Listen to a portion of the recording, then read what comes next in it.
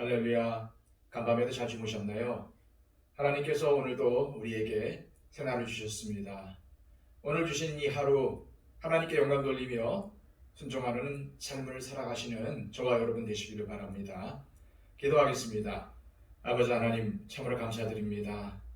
우리가 무엇이 간데 이렇게 사랑해 주시고 오늘도 새로운 날과 새로운 기회를 주셔서 우리를 살게 하셨습니까?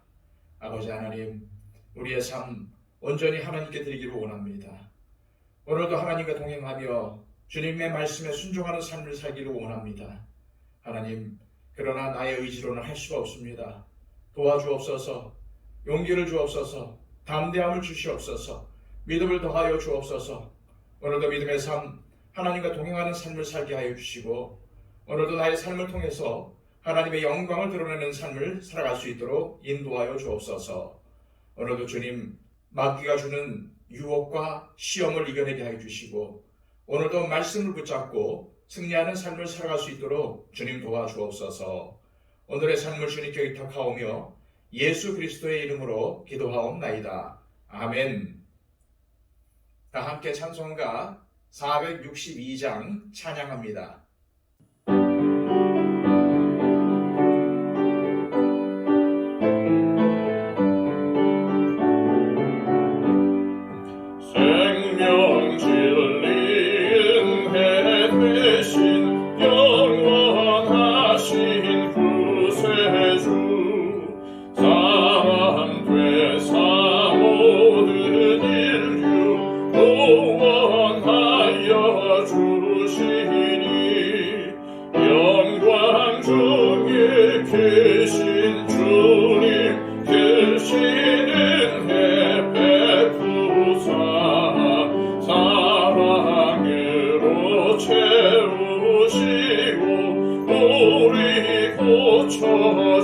고쳐주소서.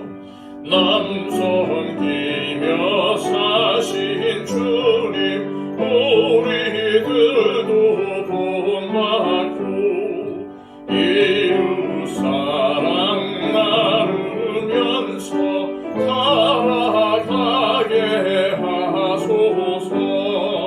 온 세상의 금은 복화 모두 주의 것이니 책임 맡은 일꾼으로 충성하게 하소서. 사랑의 주 평화의 왕 우리 중에 오셔서 모든 싸움 다 그치고 하나 되게 하소서.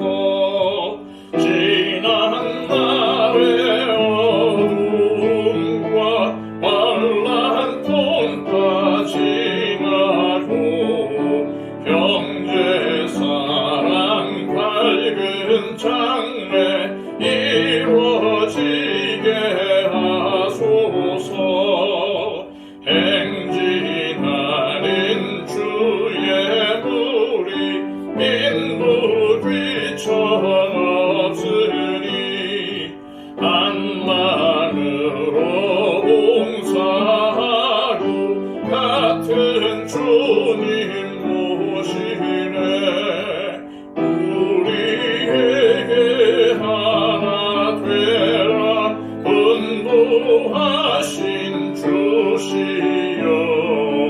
의의 뜻이 이 땅 위에 이루어지게 하소서. 아멘. 이 시간 우리에게 주시는 하나님의 말씀은 신약성경 고린도후서 11장 1절에서 4절까지의 말씀입니다. 신약성경 296쪽입니다. 원하건대 너희는 나의 좀 어리석은 것을 용납하라. 청하건대 나를 용납하라. 내가 하나님의 열심으로 너희를 위하여 열심을 내노니 내가 너희를 정결한 처녀로 한 남편인 그리스도께 드리려고 중매함이로다. 그러나 나는 뱀이 그 간계로 하와를 미혹한 것 같이 너희 마음이 그리스도를 향하는 진실함과 깨끗함에서 떠나 부패할까 두려워하노라. 만일 누가 가서 우리가 전파하지 아니한 다른 예수를 전파하거나 혹은 너희가 받지 아니한 다른 영을 받게 하거나 혹은 너희가 받지 아니한 다른 복음을 받게 할 때에는 너희가 잘 용납하는구나. 아멘. 고린도후서의 말씀을 읽다 보면 바울이 자신에 대해 자랑한 내용이 꽤 많이 나오는 것을 알 수 있습니다. 바울을 비난하는 사람의 입장에서 보면 그가 자기 자랑을 너무 심하게 하는 것 아니냐고 할 수 있을 정도입니다. 바울도 이 점을 의식했는지 이렇게 말합니다. 1절입니다. 원하건대 너희는 나의 좀 어리석은 것을 용납하라. 청하건대 나를 용납하라. 사실 자기가 자기를 자랑한다는 것은 민망한 일입니다. 겸손의 미덕에도 어긋나는 것이고 바울의 표현대로라면 어리석은 일로 비춰질 수도 있습니다. 하지만 그런데도 바울이 자기를 자랑하지 않을 수 없었던 것은 자기 자랑을 일삼으면서 성도들을 미혹하는 자들이 있었기 때문이었습니다. 그들은 바울과 자신들을 서로 비교해 가면서 얼마나 그들이 바울보다 훌륭한 지도자인지 자랑했습니다. 바울의 권위를 깎아내려서 자신의 권세를 높이려고 했던 것입니다. 그런데 이런 것에 현혹되는 교인들이 있었던 게 문제였습니다. 그러다 보니 바울의 입장에서는 부득이 자신을 자랑해서라도 성도들이 거짓에 미혹되는 것을 막아야만 했습니다. 이 때문에 그는 성도들에게 내 자랑을 좀 하더라도 너그럽게 용납해달라고 한 것입니다. 그런 다음 바울은 자신을 중매자로 소개합니다. 2절 말씀입니다. 내가 하나님의 열심으로 너희를 위하여 열심을 내노니 내가 너희를 정결한 처녀로 한 남편인 그리스도께 드리려고 중매함이로다. 그러나 나는 통상 중매자는 결혼이 이루어지도록 신랑과 신부를 맺어주는 사람을 말하죠. 그런데 오늘 본문에서 바울이 말하는 중매자는 이런 중매자를 의미하는 것이 아닐 가능성이 큽니다. 구약 전통에서는 신부 아버지가 주로 중매자였습니다. 그래서 남자와 여자가 약혼하면 결혼할 때까지 신부의 아버지가 신부의 순교를 지킬 의무가 있었습니다. 만약 신부가 순교하지 않다는 것이 밝혀진다면 신부 아버지가 그 모든 책임을 져야만 했지요. 바울이 자신을 중매자로 비유한 것은 바로 이러한 당시 배경을 토대로 했을 가능성이 큽니다. 그렇다면 바울은 자신을 고린도 교인들의 영적 아버지로 보고 있는 것입니다. 이렇게 볼 수 있는 근거는 바울이 2절에서 내가 하나님의 열심으로 너희를 위하여 열심을 냈다라고 했을 때 사용한 열심이라는 단어 때문입니다. 여기서 열심은 정성을 다한다라는 뜻보다는 시기나 질투의 의미가 강합니다. 그냥 남자와 여자 사이를 이어주는 중매자라면 두 사이의 결혼 관계 때문에 시기하거나 질투하지는 않죠. 하지만 아버지가 중매자라면 이야기는 달라집니다. 딸이 순교를 잘 지켜서 좋은 남편에게 시집 가기를 염원합니다. 이는 딸을 지극히 사랑하기 때문이죠. 그리고 이 사랑에는 당연히 질투와 시기가 따릅니다. 신랑이 아닌 다른 사람이 함부로 내 딸을 헐뜯고 순교를 빼앗아 가는 것은 추워도 용납할 수가 없는 것입니다. 이처럼 바울이 자신을 중매자로 비유한 것을 통해서 우리는 그가 고린도 교회에서 어떠한 사역을 했으며 또 어떠한 심정으로 이 사역을 했는지를 알 수 있습니다. 바울의 사역은 고린도 지역 사람들을 신랑인 예수님과 맺어주는 것이었습니다. 예수님이 어떤 분이신지 잘 소개해서 예수님이 우리를 위해서 어떠한 일을 하셨는지, 우리를 얼마나 사랑하셨는지, 예수님과 결혼하면 어떠한 축복이 기다리고 있는지를 전했습니다. 다시 말해서 복음을 전한 것이죠. 예수님이 우리 죄를 위해서 십자가에서 죽으셨지만 사흘 만에 부활하셨으며 예수님만 믿으면 죄와 죽음에서 건져냄을 받아 하나님의 자녀가 되고 영생을 누리게 된다는 것이었습니다. 그런데 감사하게도 많은 사람들이 예수님의 신부가 되기로 결단했습니다. 그렇게 해서 고린도 교회가 세워지게 된 것이죠. 그렇다면 이제 중요한 것은 무엇입니까? 아직 고린도 교인들은 예수님과 약혼만 했지 결혼한 것은 아닙니다. 그럼 예수님과의 결혼은 언제 이루어지는 것일까요? 예수님이 재림하실 때입니다. 그렇다면 바울이 중매자로서 해야 하는 또 한 가지의 일이 있습니다. 그것은 바로 예수님과 약혼한 고린도 교인들이 예수님께서 재림하실 때까지 신앙의 순결을 잃지 않도록 지키는 것입니다. 이것은 단순히 목회자로서 직업적인 소명으로만 하는 것이 아니었습니다. 그는 정말 고린도 교인들을 딸처럼 여겼습니다. 아버지의 심정으로 성도들이 끝까지 영적인 순교를 잃지 않고 예수님이 재림하실 때까지 예수님과 결혼하는 것을 보고 싶었습니다. 이것은 고린도 교인들의 영적 아버지로서 바울이 반드시 책임져야 하는 막중한 일이기도 했습니다. 그런데 문제가 생겼습니다. 고린도 교회에 가만히 들어온 거짓 교사들 때문에 신앙의 순결을 잃었거나 이를 위기에 처한 성도들이 있었던 것입니다.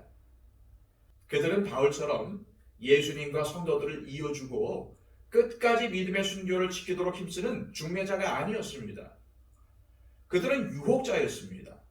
오죽했으면 바울은 3절에서 그들을 하와를 유혹했던 뱀과 같은 존재들이라고 비판했을 정도였습니다. 고린도 교회에 가만히 들어온 거짓 교사들은 하와를 유혹한 뱀과 같이 성도들을 하나씩 둘씩 미혹하기 시작했습니다. 바울을 비판하면서 자신들의 권위를 높이려고 했고 바울이 전한 복음이 아니라 다른 메시지를 전하면서 성도들을 미혹한 것입니다. 그리고 안타깝게도 이러한 유혹에 넘어간 성도들이 있었던 것이죠. 바울은 이 사실을 알고 예수님과 약혼한 그들이 결국 결혼하지 못하게 될까봐 정말 영적 아버지로서의 애끓는 심정으로 강하게 질책했던 것입니다. 우리는 중매자와 미혹자를 잘 구분할 수 있어야 합니다. 세상에는 우리를 예수님과 약혼하게 하고 예수님이 재림하실 때 결혼까지 하도록 섬기는 사람들이 있는가 하면 약혼한 성도들을 미혹해서 주님과 결혼하지 못하게 하는 세력들이 존재합니다. 가장 눈에 띄는 세력은 이단입니다. 그러나 비록 이단으로 판명되지는 않았어도 우리를 바른 신앙에서 멀어지도록 미혹하는 세력이 있다는 것을 항상 명심해야 합니다. 사람은 항상 새로운 것을 원하는 경향이 있죠. 더 좋은 제품이 나왔다고 하면 그 제품을 가지고 싶어 합니다. 또 새로운 이론이 나오면 관심을 가집니다. 이전과는 다른 새로운 것을 기대하는 것이죠. 하지만 구원의 길은 다릅니다. 진리는 변치 않습니다. 다시 말해서 새로운 진리란 있을 수가 없다는 말입니다. 진리가 변한다면 그것은 더 이상 진리가 아닙니다. 진리는 영원합니다. 그래서 구원의 길은 어제나 오늘이나 내일이나 변함이 없습니다. 예수 그리스도의 순수한 복음 위에 굳게 서서 인기가 많다거나 재미가 있다거나 새롭다거나 특별하다는 것에 현혹되지 말고 정말 나를 위해서 십자가에 달려 죽으시고 부활하신 예수님만 믿고 오직 예수님의 은혜만 의지하며 하나님과 이웃을 사랑하는 삶을 추구해야 합니다. 아울러 비록 부족하고 별로 내세울 것이 없어 보여도 중매자로서 여러분들에게 말씀을 전하며 여러분들을 위해서 기도하는 여러분들의 목회자와 함께 교회를 세워나가야 합니다. 이 시간 기도하실 때 주님, 내가 주님과 약혼한 신부임을 명심하고 주님께서 재림하실 때까지 신앙의 순결을 지켜나가도록 붙잡아 주시고 어떠한 유혹과 미혹이 와도 물리치고 이겨낼 수 있도록 영적 분별력을 주시고 우리를 위해 세워주신 목회자와 동역하여 교회를 세워나가게 하옵소서라고 기도하시기를 바랍니다. 그리고 우리와 함께 신앙생활하는 우리의 형제와 자매들을 위해서 중보해 주시고요. 육신의 연약함과 육신의 질병을 가지고 눈물로 기도하는 여러 성도들을 위해서 중보해 주시기를 바랍니다. 우리 박영채 집사님, 그리고 또 이복신 권사님, 우리 김시리 권사님의 건강을 위해 기도해 주시고요. 그리고 또한 여러 가지 어려움과 고난 가운데 처해 하나님 앞에 탄식하며 기도하는 우리 형제자매들을 위해서도 중보해 주시기를 바랍니다. 그리고 또한 우리 더처치가 하나님께 기쁨을 드리는 교회가 되도록 기도해 주시고요. 한국교회의 부흥과 또 회복을 위해서도 기도해 주시기를 바랍니다. 강진으로 인해서 고통당하는 튀르키예와 시리아의 난민들을 위해서도 기도해 주시고요. 오늘도 열심히 세상 이곳저곳을 다니면서 복음을 전파하는 우리 선교사님들을 위해서도 중보해 주시기를 바랍니다. 우리 다 함께 기도하겠습니다.